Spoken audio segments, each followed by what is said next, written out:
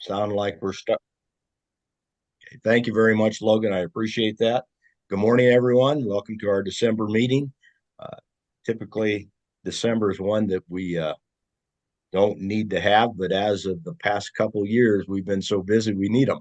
Yep. So, welcome. I appreciate everyone being on the line. And with that having been said, I'll turn it back to Cheryl for announcements.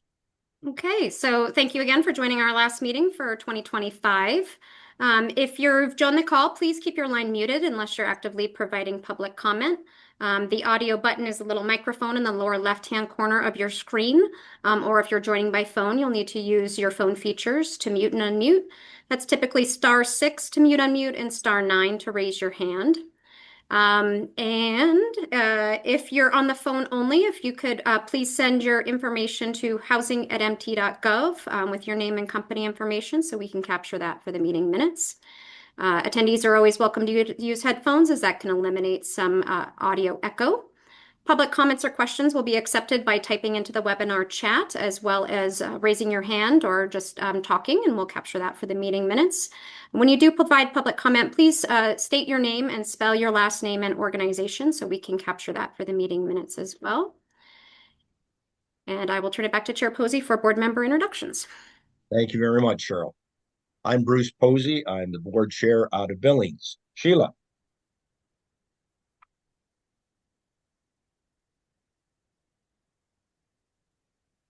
Sheila, we got you muted.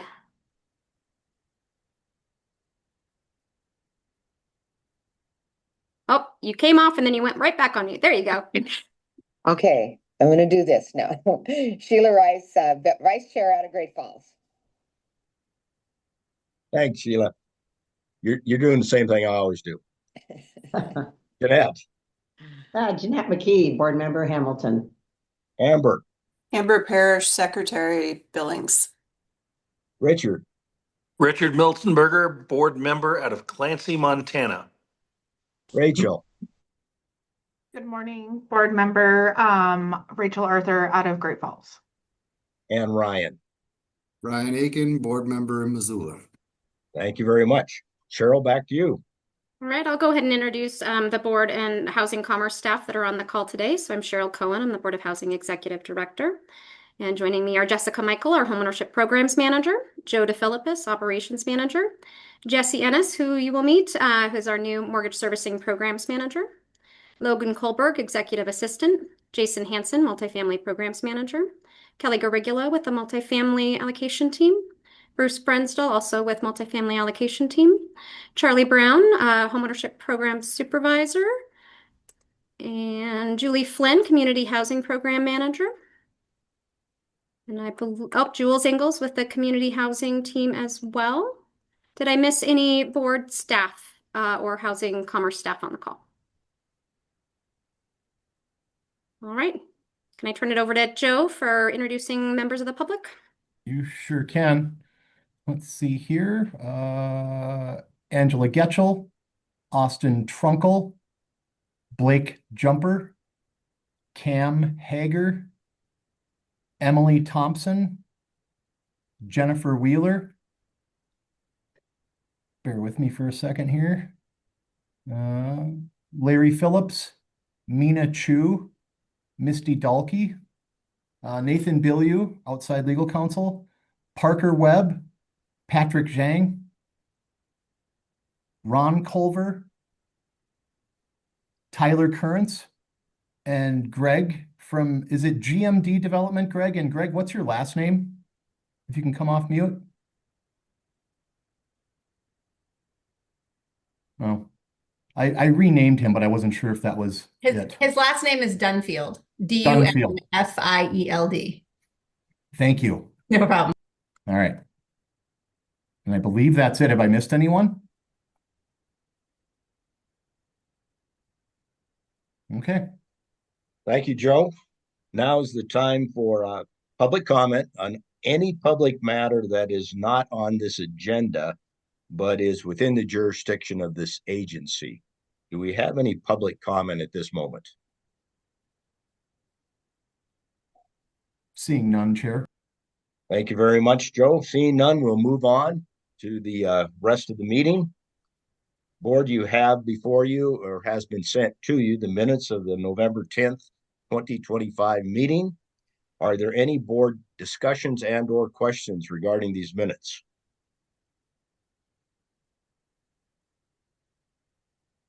Any board questions or discussions? Hearing none, are there any public comments or questions regarding these minutes?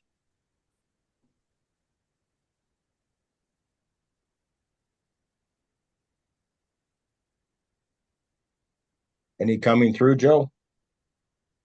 Seeing none, Chair.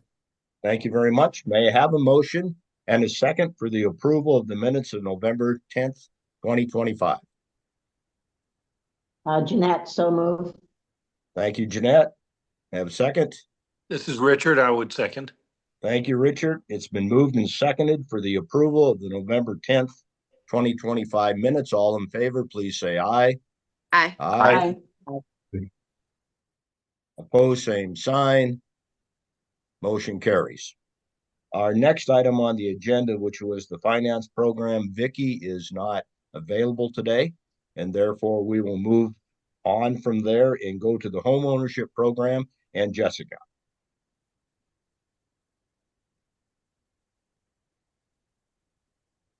Unmuted. Good morning, everyone. Good to see you all. Not too much going on my dashboard this month. You can see on the right-hand side, loans purchased by IHFA, 37 were purchased, 10.7 million. Last month it was 47. So things are appear to be slowing down a little bit there, as far as loans being purchased. The turn times are all down. So they're definitely closing, in time for the lock. We do have a few lenders and a few loans here and there where they do pay a penalty for going over the 60-day lock, but most of them are being purchased within the 60 days. So that doesn't seem to be an issue at all. On the next page, we have the October portfolio. And if you remember, last month I explained that was just going to be our portfolio only. That's not including the MBSs. Those numbers did not move much at all. There weren't a whole lot of payoffs. And as we know, we're still keeping the VHLP and the Habitat loans in our portfolio. And the DPA seconds are there. So not a lot of movement there. And if we go down to delinquency and foreclosure rates, which I don't know if that's on your mind, but it's on mine. The total 0.54 there on October 2025 in foreclosure, that is up.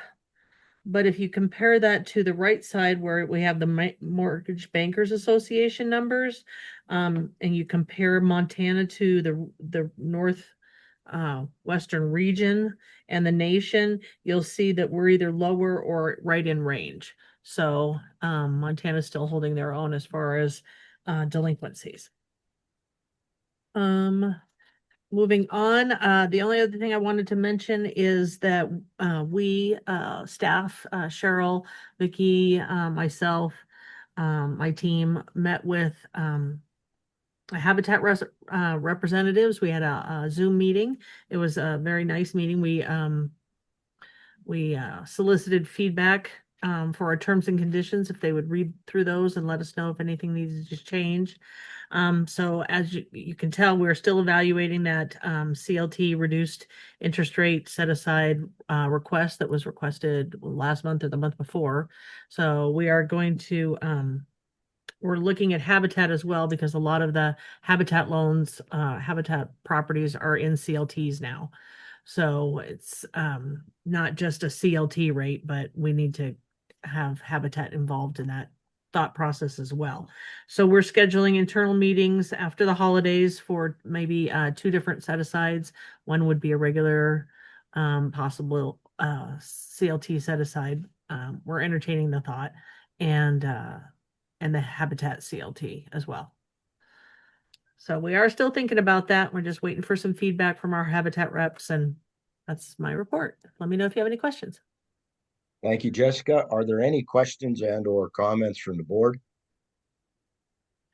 Mr. Chair, Yes. I just want to thank Jessica and her team and Cheryl for leading the information gathering part of the CLT set aside. I think that's a real important piece for assuring that we have permanent affordable homeownership opportunities in Montana. And over time, we could end up with a nice sized portfolio, which means that we don't have to continually build new homeownership opportunities, but we will have a portfolio to within the CLT world. So thank you all for working on that. I appreciate your taking the lead. Our pleasure. Thank you, Sheila. Go ahead. I just said our pleasure. Do we have any other board questions or comments? Just from an informational standpoint, you see the foreclosure rate is at 0.54. Historically, if you have a foreclosure rate under 1%, you're doing well. So we're doing just fine. Thank you very much, Jessica. Any public comments and or questions for Jessica on her report? Seeing none, Chair Posey. Thank you very much, Joe. That being the case, Jessica, we thank you, and we'll move on to mortgage servicing and Jesse. Well, thank you, Mr. Chair. Yeah, I'm Jesse Innes, the new mortgage servicing program manager. Just stepped into my role a couple weeks ago, so brand new, learning a lot, and pretty excited about the opportunity. So anyway, just going to roll through the dashboard for the month of November. So our total portfolio loans dipped just below 6,000 at 5,988. Principal balance for all loans just dipped under $700 million. On the escrow section, you'll notice that it's around $4.6 million. That's a pretty good reduction from the month before. It was $7.8 million. We just got done processing first half taxes for all counties in Montana. So that's the reason behind that decrease in the escrow funds. Then the number of loans receiving late fees was right at 985, which produced just shy of $33,000 in revenue. We had 31 payoffs last month and onboarded one new loan. We had 29 repayment plans, 19 special forbearances. As far as the partial claims and modifications go, we had 24. We had 5 Chapter 13 bankruptcies. Still have 7 preservation properties, 1 REO property, and we did have 1 short sale last month. We have a total of 36 foreclosures initiated, with a principal balance just shy of $7 million. So that concludes the dashboard rundown. And I do have one announcement for staffing. We recently had an internal recruitment for a loss mitigation supervisor. And we just brought on Doug Jensen, who's been with our department for 23 plus years in the homeownership side, dealing with foreclosures. So he's going to retain his current job duties and expand on that with the supervision of the loss mitigation team. So we're excited to have him aboard. Thank you, Jesse. Do we have any questions on Jesse's report by the board? Any comments? Jesse, by the way, welcome aboard. I should have said that earlier. Appreciate you taking the position. Yep, thank you. Welcome. I'm sure you'll find it challenging. Other board questions or comments? Hearing none, do we have any public questions or comments of Jesse in his report? Oh, you guys are nice. No, there's no comments for Jesse. Oh, that's too bad. He should have been beat up his first day. Yeah, taking it easy on me. I appreciate it. Jesse, thank you very much. Yep, thank you. You bet. We'll move on to the multifamily program and Jason. Thank you, Mr. Chair. The first thing up today is a bond resolution. This is for the Beck Apartments in Bozeman. It was first known as the Highlands, and they have changed that name. It's a 149-unit family property located in Bozeman, as I said. It's new construction. costing approximately $391,000 per unit. And Comic Affordable Housing is the developer on this one. If you remember last year, we did the Aurora in Billings, who was also the same developer. The amount of the bond is not to exceed $40 million, and they will target 60% AMIs. And staff supports the proposed noted above. And I believe Blake Jumper is on as the developer on here for any questions about the project. Do we have any board comments or questions regarding the Beck Apartments? Jason, only because what I'm hearing here in Billings, do we know what the vacancy rate now is in Bozeman? So I've seen reported in the news like 12% at times. Talked to the economic director in Bozeman. I mean, some of that's because we have like 200 units that just came online. So depending on when you look at it, there's a lot of vacant units. They do get leased up. So it's really hard to pinpoint the exact vacancy rate in Bozeman. Okay, thank you. Always a concern with all the bonds we've approved in Bozeman, so. Yep, and we do talk to the city staff quite regularly just to keep tabs. Thank you, I appreciate that. Do we have other board questions and or comments regarding this bond proposal? Hearing none, do we have any public comments or questions regarding this bond resolution on the Beck Apartments? Not seeing any, Chair. Thank you very much, Joe. That having been said, may I have a motion for approval of bond resolution number 25-1208 MF10, be known as the Beck Apartments in Bozeman, to an amount not to exceed $40 million. This is Ryan. Okay, I'm going to assume that was an approval and a second vote, since I heard two. Okay, that being the case, all in favor, please say aye. Aye. Aye. Aye. Aye. Opposed, same sign. Motion carries. And Mr. Chair, before you move on, can I just clarify? I can ask Logan or Joe to mute the person. Thank you. I just wanted to make sure that Logan was able to capture the first and the second. I heard Ryan, but who was the other board member that? Oh, sorry, Cheryl, I hate to interrupt you here, but Logan, can you actually remove that user? It seems to be a spam account. I'm on it right now. Okay, there it is. Okay, great. Thank you. okay, yeah, thank you, Cheryl. That's what I wanted to have done. So can we have who had the first as well as the second on that, please? I think I was first. Thank you, And then Ryan. Richard, I think I was second. Okay, that's kind of what I thought. Thank you very much. Okay, let's go ahead and move on, and back to you, Jason. Thank you, Mr. Chair. The next one up is House Bill 924 Multifamily Program Guidelines Review and Approval of Interest Rates for Loan Programs and Eligible Uses. House Bill 924, which created the Montana Growth and Opportunity Act, passed in the 2025 legislative session.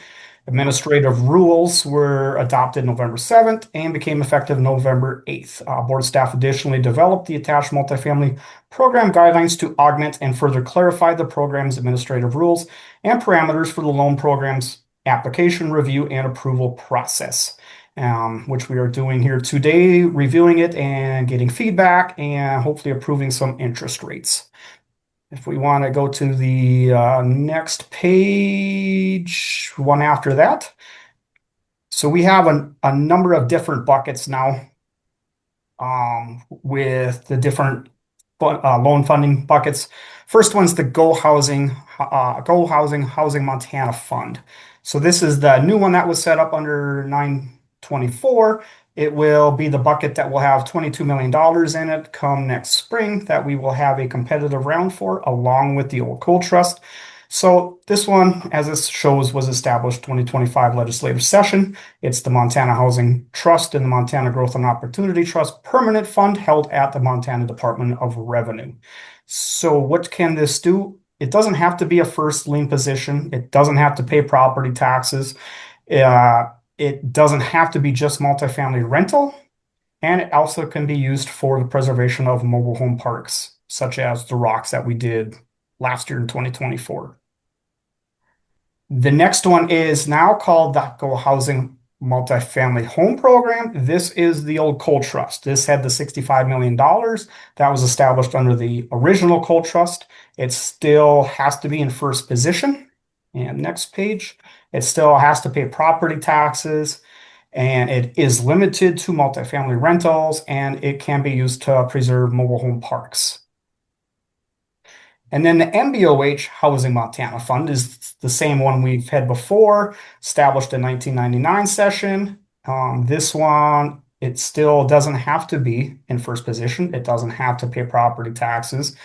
It is not limited to multifamily rentals, and it can also be allowed for mobile home parks, the preservation of. And then we also have the Montana Board of Housing Multifamily Loan Program. This is still the same one we've had before. It doesn't have to be first lien position. It is not required to pay property taxes. It is limited to multifamily rental, and it cannot be used for the preservation of mobile home parks. The next page is just definitions. We will just skip that part. If anybody has any questions, let me know on that. Eligible applicants. Applicants can be state government, local government, tribal governments, local housing authorities, nonprofit community, or neighborhood-based organizations, regional or statewide nonprofit housing assistance organizations, and for-profit housing developers. So what can these actually be used for as far as eligible uses? So eligible acts, we have 3 different activity groups we put them in. So eligible activity 1 can be used for the development of new construction of housing for low income or moderate income households, acquisition of existing housing stock for the purpose of preservation of or conversion to housing for low income or moderate income households. These will have caps on for 30-year terms and for 40-year amortization periods. If the project is for home ownership, a short-term loan would be done during construction as described below, and the terms of the loan would be considered based on the needs of the project. These loans will be made as interest only. These projects will also bear interest at an annual rate approved by the board, and this rate includes all administrative and servicing fees. Today, we're proposing for the board to approve these loans at an interest rate of 3.25%. We can do that, right, Cheryl, at the end of once we go through the guidelines? Okay. And these projects, then the loan will not exceed 95% of total development cost. And as the Coal Trust and stuff before, these will also be in line with all these other loans. At least 75% of the project units or lots must be targeted to residents at or below 95% of area median income. Also noted that homeownership project sale prices will be affordable to income targeted households. Financial feasibility will be used to set amortization periods. Shorter term loans will generally be used at 16 or 20-year terms. And property owner must execute and record a land use restriction agreement provided by MBOH as the regulatory agreement running with the land that will include the following: income targeting, maximum rents, and related transfer compliance and enforcement restrictions, and a term of the longer of 30 years or the duration of the loan obligation. And loans will either provide for permanent financing with closing and disbursement occurring after completion of construction and 3 months of stabilized occupancy, or provide financing prior to completion of construction when the board determines additional public benefit, such as but not limited to the below items. We want to go to the next page, eligible activity 2. That'd be for bridge financing that's necessary to make the development of housing for low income or moderate income households feasible. This includes acquisition of land for housing developments, land banking, and land trusts. These loans will have short-term loans, and these will be interest only and have terms not to exceed 3 years as approved by the board based on the loan amount, other funding sources, obligations, and other relevant factors. And the other interest rate we would like the board to approve today would be that these would be based at 4.25%. just 1% higher than the other loans. Also noted is it will not exceed 50% of land value if a land deal, and land value will be the lower of the appraised value or purchase price. Eligible activity 3, pre-construction technical assistance as described in MCAs for housing for low-income, moderate-income households in rural areas and small municipalities, or short-term site-based housing vouchers for needy individuals. And these will be subject to terms and conditions as approved by the board, which shall ensure a reasonable likelihood of repayment. These we imagine would come in, so it's hard to set a bunch of different terms for these. It'll be based on kind of what it looks like and what we can do to help get it across the line. General program parameters, we've already been getting a lot of these questions. So we have generally the minimum to maximum loan amounts will be between $250,000 and $5 million. Loans may not be made that will replace existing and available funding for eligible activities. 20% of the money in any of the fund must be dispersed to rural areas or smaller municipalities. Loans will be made to single asset entity that holds the project. Mortgage must be secured by a lien perfected by the trust indenture against the real property. Loans will be subject to late fees, and applicants must demonstrate project development progress through submission of our core reports that we update the board every 3 months. Application process on the next page. So I'm not going to go through all these. These are mostly for developers on our pre-application, how to get into Builder's Patch, how to fill it out, and so forth. The next page, about right there, so halfway down. So the board will review the following criteria when considering loan approval. The applicant's experience in managing or developing housing for low-income or moderate-income households, the percentage of units in the project that will be available for low-income, moderate-income households, the need for these units in that area in the community, the priority of the board's proposed lien in relation to the amount of the loan, the priority of the liens, and the amount of the loans of the other lenders in the project's location, the loan size, and whether it maximizes the geographical distribution of the loan program, the use of other funds to leverage the use of the board's funds, and the following categories will also be used as consideration for funding. These are kind of the ones we've been using the last couple of years at the when we do that awards in October. So it would be the income levels targeted, project efficiency, location considerations, geographical distribution, and community contributions. Board staff reserves the right in consultation with the project to move projects to a different program than requested to best utilize available funds. A lot of these programs are pretty much interchangeable. They're just in different buckets. So underwriting and fee limitations, underwriting assumptions and fee limitations will be used with the most current qualified allocation plan. Fees will be 1% of the mortgage loan due at closing. And then compliance fees, if it's a standalone, it'll be compliance fees. If it already has tax credits, we won't add on additional to that. And if you want to go down to, go up one, sorry about that. So initial one-time competitive funding round.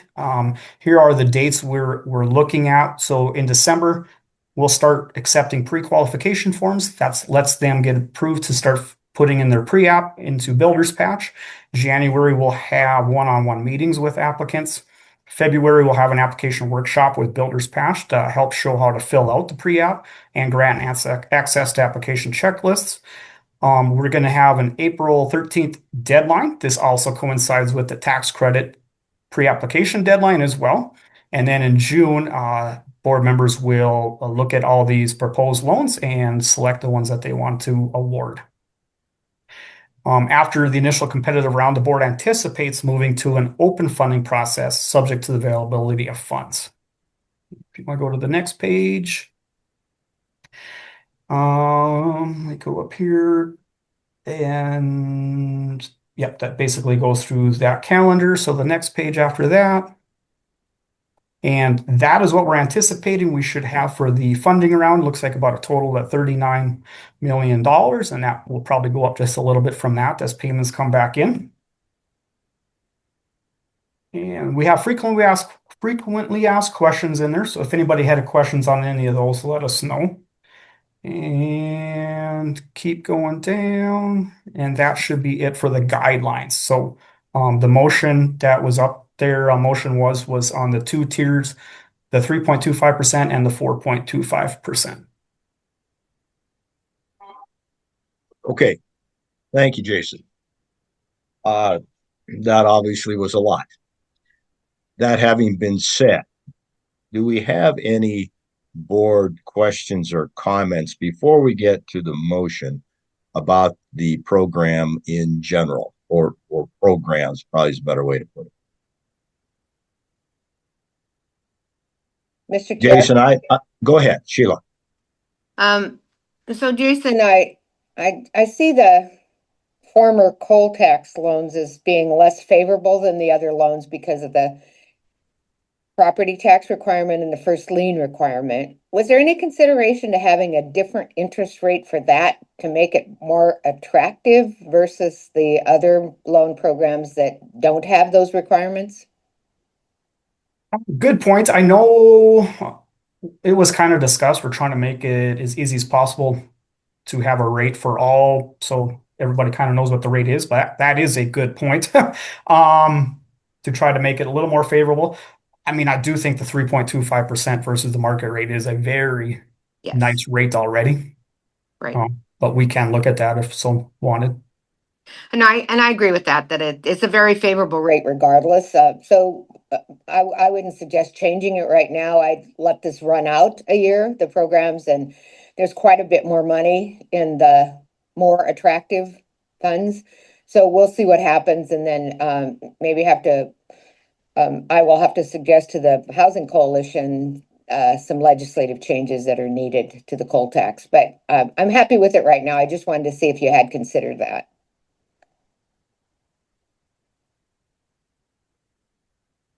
Okay, thank you, Sheila. Jason, I'm assuming that these programs can be added together and mixed and matched as is necessary for a project. Is that correct?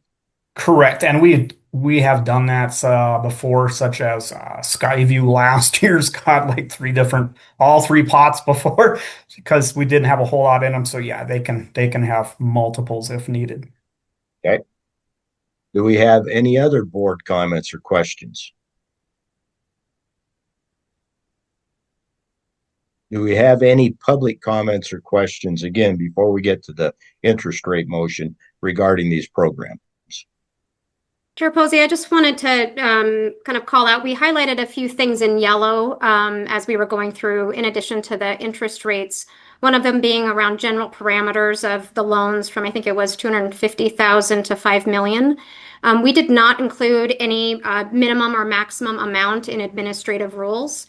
But we looked at our loan history for these programs, and that seemed to be kind of on par with what we've done in the past.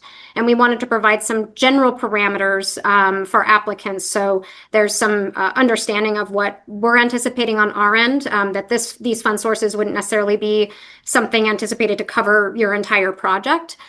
So I just wanted to call out a couple of those things highlighted in yellow, that those aren't things that are specific in administrative rules, but we thought it would be best to have them in these guidelines to provide some general understanding and sideboards for the program. But it's not to say that there couldn't be a loan above or below that, just that generally speaking, that would be what we would anticipate for the programs.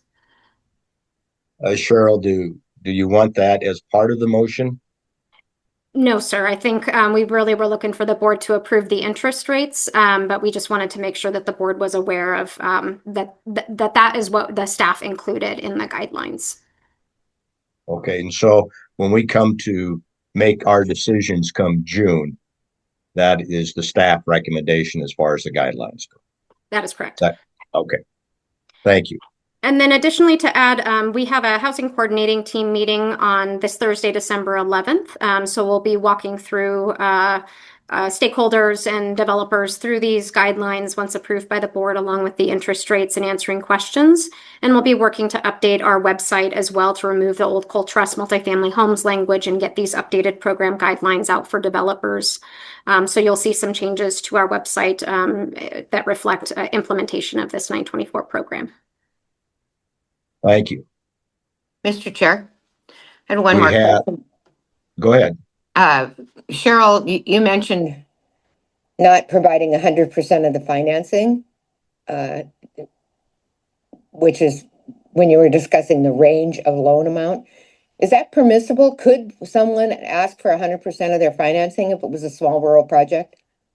I believe we have it limited in these guidelines to no more than 95% of total development costs. So 95%. it gets pretty darn close, and we wanted to keep that flexibility in consideration of like resident-owned communities. We tended to go a little bit deeper on those with the Cole Trust program. So some programs are much harder to finance with other sources than others, and so we want to keep that flexibility, but we also want to signal that it's also helpful if folks can identify other fund sources and not wholly reliant on our programs for the entirety of their project. Thank you. Carol, I do have a question that, excuse me, that Sheila's comment just came up. What is land acquisition considered a development cost? Yes. So in the bridge financing land banking program, we would still consider, I think we have the different limitation there of not more than 50% for a land only deal. So that is different than the 95% of total development costs. So that's a good call out. I think we had heard from stakeholders and from board members at prior meetings a concern about being a sole funder of a land acquisition deal and concerns that could cause. So we did limit for land only deals up to 50%. Thank you. Do we have any other board comments or questions? Again, it's regarding the general program as presented or programs. Do we have any public comments regarding the general programs? Seeing none, Chair. I have a quick Oh, question. we do here. have one. Hold on. Go ahead. Tyler Go ahead. Kenneth, Housing Solutions. Yeah, so just a quick question on eligible activity 1, and this might be a pretty basic question. It says matching funds for public or private sources. So would housing tax credits, for example, be like, could you be matching or I guess matching would be the way to say it. Housing tax credits, and so you could have housing tax credits plus one of these loan programs. Would that be a possibility? Or does it need to be matching some other source that you already have in your development other than housing tax credits? I guess I'm trying to figure out, can you turn in a project that would be just those two sources as permanent financing? So this language comes directly from the legislation, but there's never been an explicit requirement for like a one-to-one match or anything like that. So when we read this, we interpret matching funds to be more of a generic term like gap financing. And so we are open to looking at the variety of projects that will come on with different fund sources, but there's no explicit requirement for a certain amount of match, but leverage of other fund sources will be part of the board's considerations. Okay, that makes sense. Obviously a self-serving comment, but wanted to ask. Thanks, Cheryl. Thank you very much, Tyler. Any other public comments or questions? Seeing none now, Chair Posey. Okay, thank you very much. Now we'll move on to the motion in question, which is are the interest rates as established here, one at 3.25, the other at 4.25. Do we have any board comments or questions regarding the proposed interest rates on the programs?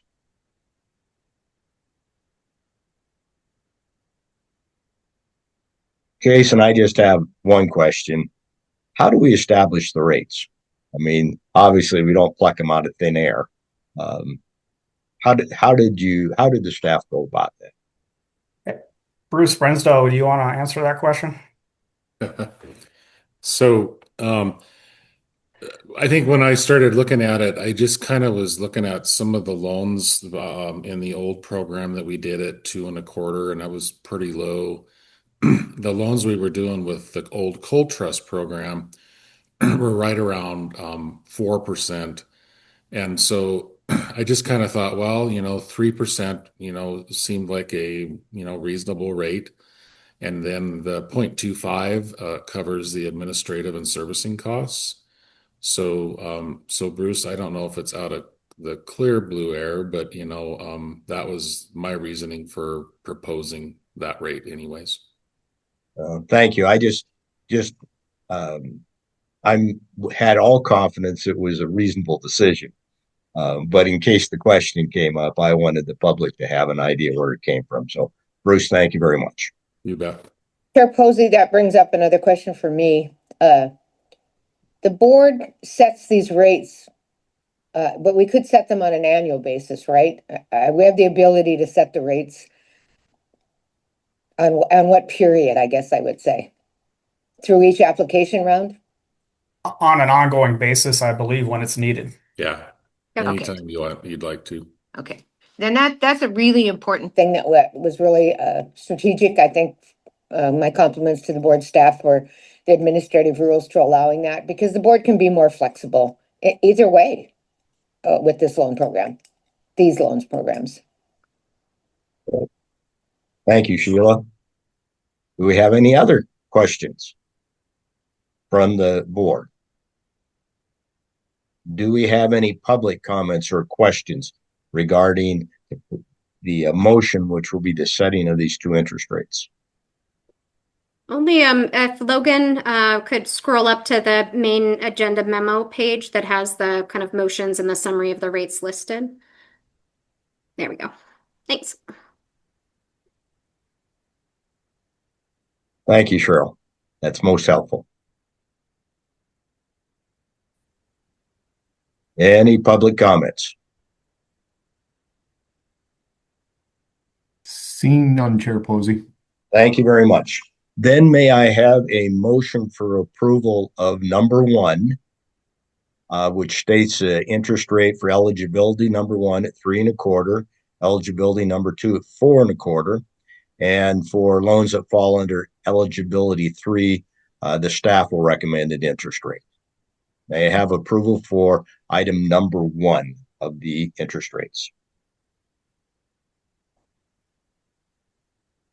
This is Sheila, Chair. I would move approval with great Thank you. pleasure. With great pleasure to have this done. Thank you. May I have a second? I'll second. Amber. Thank you, Amber. It's been moved and seconded for option number 1 for the approval of mortgage rates under these programs. All in favor, please say aye. Aye. Aye. Aye. Opposed, same sign. Motion carries. Jason, back to you. Thank you, Mr. Chair. I'll give them a second here to scroll down to the dashboard. Only thing I'm going to point out here today is the difference between the $22 million in the Go Housing Montana Fund on the other page. This one is showing $16 million. That's what we have in the funds today. We will get another deposit in that before the next round, before the funding round we will have in June, which will bring that to around $22 million. So that's the only update I had today on that.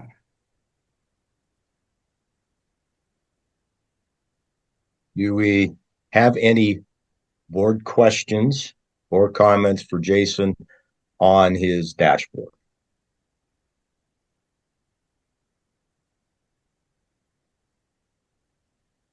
Do we have any public questions for Jason on his dashboard? Seeing none, Chair Posey. Thank you very much, Joe. Mr. Chair, if I could update actually, just to let you know on ANHA 2, that tax credit deal that we extended this summer, they have actually begun construction. So we are good on that motion that was made, I think it was May or June. They had to actually begin construction, or to carry forward would not be done, but they have begun construction. So we are good with that project going forward. Okay, thank you. Thank you for the update. We have no questions. That being the case, Jason, I thank you for your report, as well as your leading us through a couple of the other items. That having been said, we will move on, and will Joe start or will Cheryl start? Oh, I can start. Okay, go ahead, For Joe. sure. All right. Well, actually, Cheryl, do you want to start this part? I'm sorry. I didn't know that this was the order that we were going, but do we want to do the ops dashboard? I can do this one. Yeah. Okay, cool. So as background, and this is included here, in 2023, we went through a legislative performance audit that was focused on board governance and our low-income housing tax credit administrative processes. In the auditor's report, they included a recommendation that the board either seek legislation to make training required for board members or to develop a policy to implement a training requirement and schedule. And so I've included here our response at that time that we, I think, didn't think proposing set legislation for training for board members was necessarily the right approach. And if you want to scroll down to the next page, Logan. But we did indicate kind of what our process is, even though we don't have it written down. And since we've been meeting with the performance auditors again, as they're just kind of, kicking the tires and seeing our status now, we talked internally as a staff, and I chatted a bit with Nathan Bilyeu, and it seemed like the best approach is just to essentially memorialize the board training approach that we already have been doing. And so this policy that we'll ask for you guys to approve today is just to codify our existing practices. So if you want to scroll down to the next page, I'll kind of walk through the policy itself. Keep going. Okay, so the board training policy, and this is similar to other formats of the ex parte communications, conflict of interest, and board attendance policies that we've completed. The purpose just acknowledges that board training is a really critical piece to ensure that each board member receives sufficient training on our programs, policies, performance, financials, applicable state, administrative, federal law and regulations, and other topics as identified by board staff or board members or our partners, as well as our bond counsel, general counsel, financial advisor, and senior underwriter. So we're acknowledging here in this purpose that it's obviously critical for our effective board governance to have training provided to board members so you guys are informed, and that is a responsibility of us as the board staff. So this policy indicates that myself as the executive director and the executive leadership team, which is the group of the program managers, are responsible for preparing and providing timely, accurate, and comprehensive training to all board members. And furthermore, that board members are expected to attend and actively participate in scheduled board training sessions as indicated in our meeting attendance policy. Active participation includes asking follow-up questions and providing suggestions or policy preferences. And if a board member is lacking clarity about any particular program, policy, or activity of the board, it is the responsibility of the board member to ask follow-up questions or to notify the director, me, if any additional training may be warranted. So for the process, we indicate that at least twice annually, in conjunction with our partners, we will prepare and present trainings to board members at a dedicated all-day board training meeting. Generally, these are held twice annually in April and October and are held in person. In addition to these dedicated training days, board staff will regularly solicit feedback from board members on any areas where additional training may be needed. For example, on an emerging regulatory issue, when new programs are established, when we make a significant change to our business model or proposing a change, or when potential policy adjustments are identified for an existing program, like we've done with the RAM program recently. When these additional training needs are identified, the board staff will determine whether the training can be included in the April or October dedicated training day, or if the matter is pressing, the training can be held at the end of any regularly scheduled board meeting. Trainings will be strategically timed on known or anticipated meeting agenda items that'll come before the board. So for example, we generally provide that low-income housing tax credit training in April before the May pre-application and selections for full application. In the event a new board member is appointed shortly after these dedicated training days, I will meet with the new board member and advise that board member to watch training videos available on our website, and we'll schedule a follow-up meeting to answer any questions or provide clarifications on the training materials reviewed. I'll also ask the board member his or her priorities for additional trainings, and we'll make reasonable efforts to arrange for board staff or partners to provide that auxiliary training to the new board member as requested. And to the extent feasible and practicable, board staff will time trainings such that multiple new board members can participate, preferably in person at the same time. So the list in the training content section, I've kind of gone through the last several years of our trainings and identified trainings that we believe should be generally held on a biannual basis. This includes governance essentials, our attendance policy, training policy, conflict of interest, ex parte communication. And next page. And then also the program 101s, including accounting and finance, housing credit, multifamily loans, and mortgage revenue bonds. And then I've listed here a number of other trainings we've provided over recent years. And what we're proposing to do following your approval of this policy is I'll work with my assistant Logan to kind of augment or build out the board member resources page on our website. So board members don't have to hunt and peck through prior board meeting audio or meeting minutes that are posted according to calendar when that training occurred. But so you can have an available place to select those trainings and slide decks on an on-demand basis. So we're going to be working to update that website subject to your approval by January of next year. And then at the very bottom here, we talk a little bit about just training opportunities at conferences, and that will continue as we have been, providing board members information about upcoming conferences where you may benefit from the training provided, particularly the NCSHA annual conference that includes the National Council of State Housing Boards that a number of you have attended in the past. So what we would propose to do, if the board is willing to adopt this policy today, is in January, we will route all 4 of these various policies, attendance, ex parte, conflict of interest, and the training policy for your policy acknowledgement. And this will help to close out the process with the legislative performance audit to really codify what it is that we've already been doing, but just to have something in writing that reflects what we've already been doing. So I'm happy to take any questions about this policy. Thank you, Cheryl. Do we have any board questions for Cheryl under comments? I would have a comment. Even today, with the new legislation that was passed that we were responsible for the funds, in and of just itself, it's difficult. And therefore, training is very important.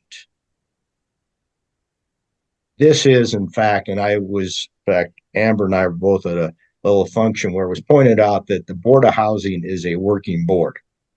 It's not a board that gives nods to things. And it's not to criticize any other board, but this board takes a lot of time and a lot of energy on the board members, which right now, well, thank you all for doing that. But knowledge is part of it. And training is how we get our knowledge. So and having been through the audit process, I think this is just another excellent tool for us to sign off on. I appreciate the fact that the staff is willing to lead this, because this is also very time consuming for them. But it's very important that we have the knowledge we need to make the decisions we make. And you just think about just the tax credit, how much money we give out. Giving out's not a proper word. We award it. So I think this is a great idea. I thank you. I thank the staff for stepping up to the plate and be willing to head this project greatly. That having been said, I'll turn it over to other board comments and or questions. Bruce, this is Sheila. I think it's good to have it in writing and codified, so new board members, all of us really understand the obligation. Thank you. Any other board comments or questions? Mr. Chairman, this is Richard. I would simply join in and say that it is increasingly common and considered best practice that boards undergo training of this nature. And also what I'd love to see on the Board of Housing is kind of a newcomer still in my first year, is the accountability for attendance and participation, which is not universally common. So I think we've got some good things in place, and I think this is a positive move moving forward as well. Thank you, Richard. Other board comments this is or questions? Jeanette. This is Jeanette. Hey, thanks for codifying, Cheryl and staff, what we have truly been doing all of the years of the time that I have served on this Board of Housing. It's good to have it in writing, but I think it's important to acknowledge that we really have done this, as I said, many, many years as well. But thanks for putting it in writing. Other board comments or questions? Do we have any public comments or questions? Seeing none, Chair Posey. Thank you very much, Joe. Then may I have a motion for acceptance of this training policy that we will all sign off on? And may have a first and a second, please, for this approval. This is Rachel. I'll make a motion to approve the training policy. Thank you. May I have a second? This is Ryan. I'll second. Thank you, Ryan. It's been moved and seconded. All in favor, please say aye. Aye. Aye. Opposed, same sign. Motion carries. Cheryl, I do have one question for you. When will we be signing this?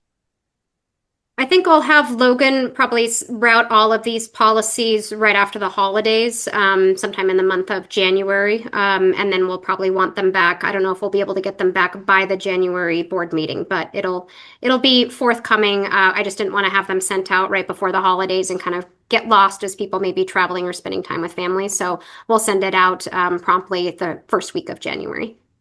And will we be able to sign these electronically? Yes, we will send them out via DocuSign for signatures. Okay, thank you very much. Then, that having been said, Cheryl, I'll go back to you. All right.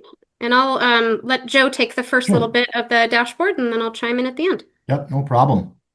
So next board meeting will be Monday, January 12th, 2026. Happy New Year via Zoom. And just to let you folks know too, because we did solidify the calendar for 2026. Logan and I have been working on Hamilton for April for the board meeting, board training, and then I'm looking at Fort Benton in October. So just to let you guys know ahead of time those are the two spots that so far we have kind of been looking into, and we're almost done booking Hamilton here. So I'll probably let you know in January or February's meeting that'll be a for sure thing.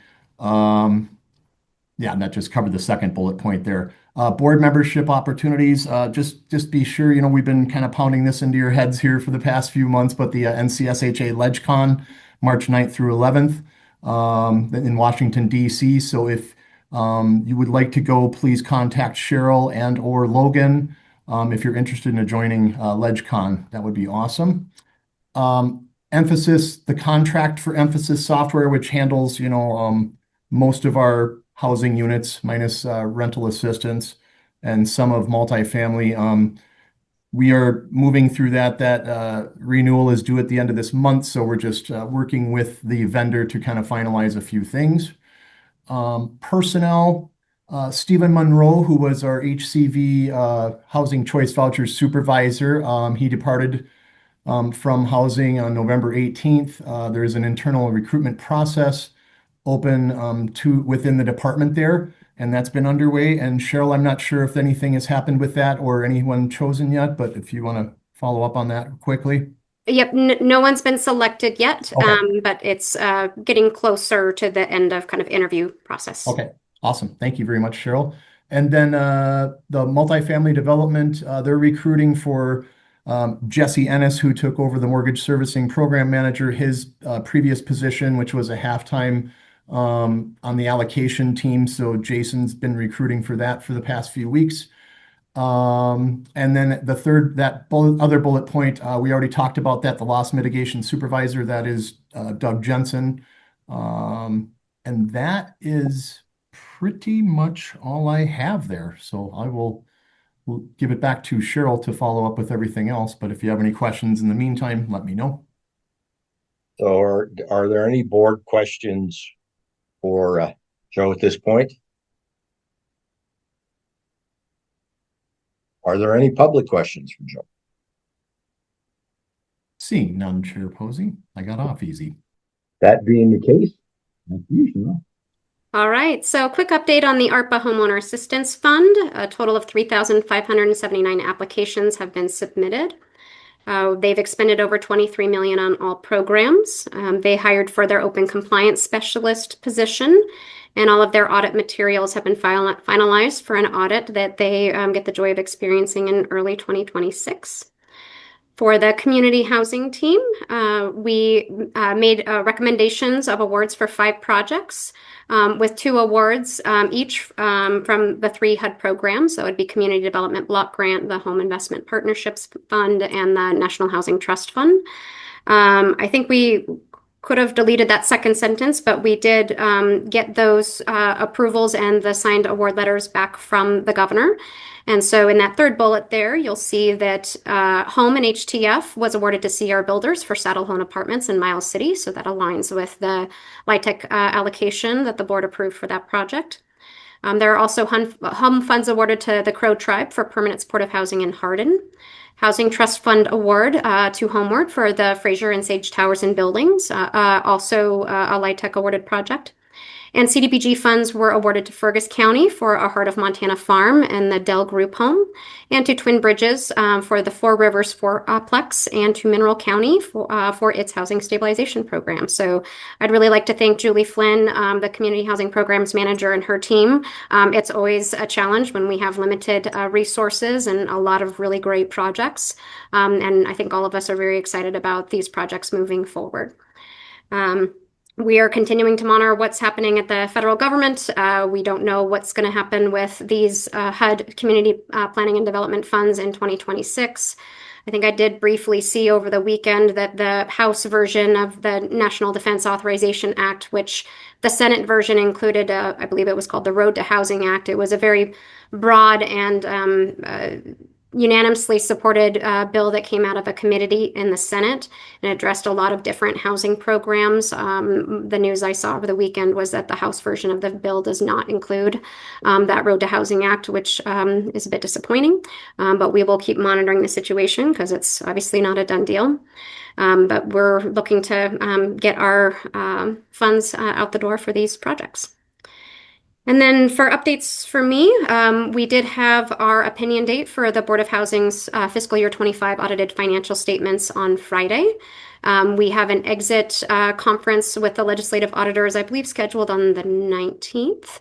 But I really want to thank Vicki Bauer in particular for her leadership with the board's audit this year, as well as the Assistant Accounting and Finance Manager, Ashley Miller, the home ownership team that had to do a lot in providing materials for that audit review, and in particular, Jim Neary, one of our home ownership program staff, who provided all of the loan sample documents that were reviewed by the auditors. This was the first audit where we've had the change in that business model with the mortgage-backed securities. And so we did work with the auditors very closely to describe the nature of that business model change and how our documentation and internal processes have changed as a result.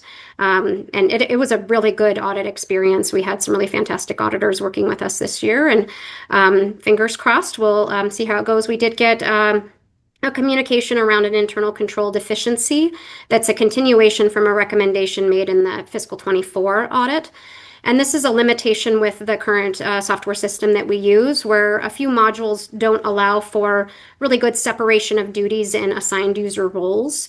And so in order for staff to perform some work, they're assigned an administrative role because a lower level role doesn't help them do their job as needed. So that's something that we're working on and is a continuation of a prior audit. But we did make other adjustments based on some of the software recommendations from the last audit, including updating, moving all of the Emphasis modules to the Smart Network, which provides for an Emphasis single sign-on. And we updated password configurations to the state's 15-character requirement. So I'd also like to thank Nick Worsley, our Commerce IT business analyst, for all of his work in collaborating with state IT and with our program staff to ensure that those recommendations, all of the ones that we could implement with the vendor in a timely fashion, could be done before we were audited again. We already talked a little bit about the performance audit, so thank you for approving the new training policy. I think some of you may have been monitoring in the news, but the federal government has made some changes to the HUD Continuum of Care funding. These are fund sources that provide funds for permanent supportive housing, rapid rehousing for projects that are serving homeless individuals and families.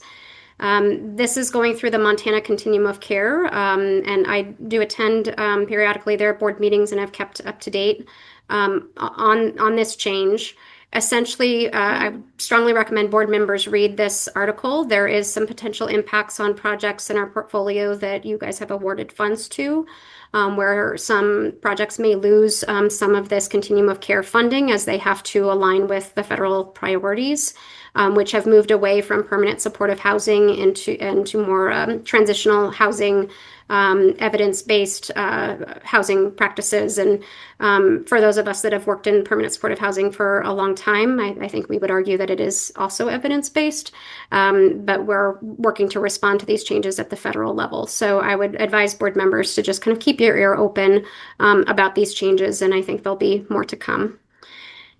We've also been working, Mackenzie Roberts and our rental assistance special populations team, coordinating with DPHHS on a variety of information sharing, training, referrals, and updating our interagency MOU.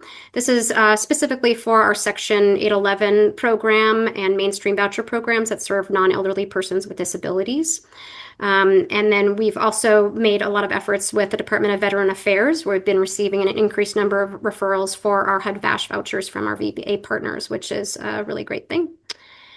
And I'm trying to think if I've got anything else to add. I've kind of just kept board officer elections on there. I'll probably reach out to maybe one or two of you, but we may want to consider holding elections just to be formal about it and not let it go too long. But I've heard from Chair Posey and Amber Parrish, you guys are both willing to continue, and Sheila Rice open, but also willing to step back as well.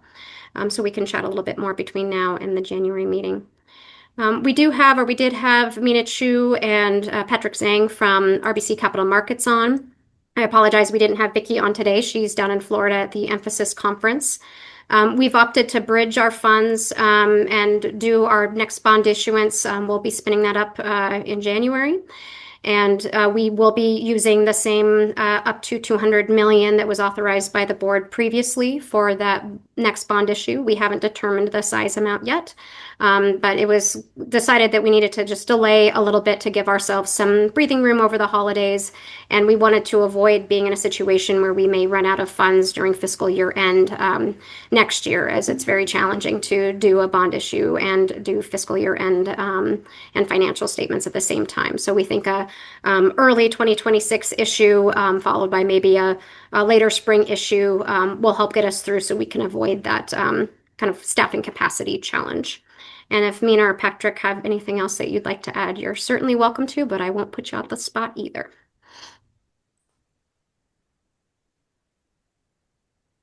All right, sounds like I must have covered it.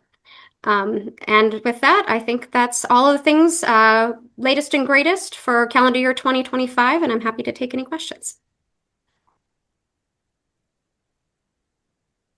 Chairman Posey, Cheryl, I just wanted to comment on the changes in the continuum of care.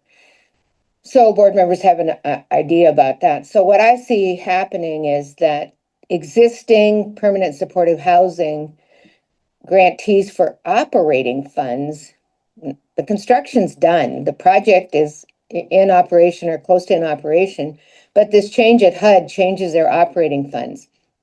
And as you can well imagine, it's difficult to make sure you have enough operating funds to provide the services that keep people stabilized and getting them on their feet to a more traditional housing situation.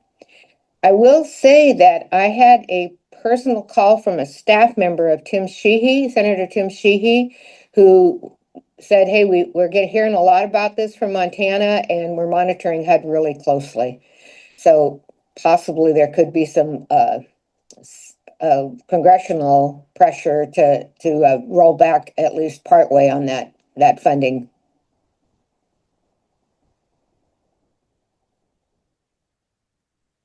My understanding in brief is essentially the new NOFO requires that no more than 30% of the COC's funds can be directed to permanent supportive housing. And so the Continuum of Care Board had to make very difficult decisions about which projects to continue funding as permanent supportive housing and which projects would need to shift to a transitional housing model. And of course, these changes at the Continuum of Care funding may not necessarily play nice in the same sandbox with some of the capital funding that we have in projects. So some of the HUD CPD fund sources do not permit transitional housing. And so if this change is occurring in a project that has one of those fund sources, we're in a little bit of a catch-22. And we are also aware that there are some states that have moved for legislation or litigation to sue HUD over these changes. So I think it probably can't be understated the impact. And Montana does not have a large amount of Continuum of Care funding. This impact in other jurisdictions that have a lot of permanent supportive housing dollars, both for operating and services. I think the changes across the country are going to be extremely significant, and we will monitor what's going on. But it's certainly a concern at the staffing level here and with the Continuum of Care. Thank you, Cheryl. Do we have any other board questions or comments on anything Cheryl's presented? I would just like to comment relative to the audit. Although I do not get involved in it, I get copied on everything. And there's been a lot going on with that audit. And I appreciate everybody, not only the staff, but outside people who have gotten involved and have assisted in that audit. So thank you very much to everybody. Do we have any public questions or comments for Cheryl on her presentation?